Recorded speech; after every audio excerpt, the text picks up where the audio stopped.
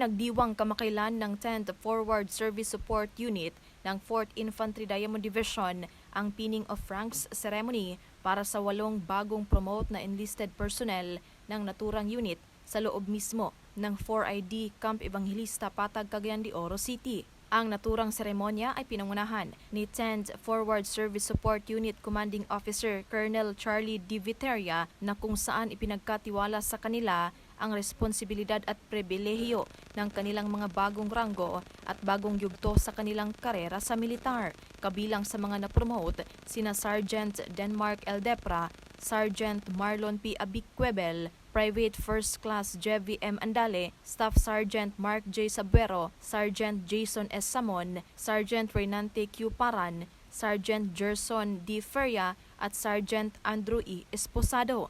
Dahil dito, pinuri ni Colonel Teria ang dedikasyon at pagtupad ng kanyang tropa sa kani-kanilang tungkulin. Binigyang diin ito ang nararapat na promosyon para sa 8 enlisted personnel bilang bunga sa kasipagan ng mga ito.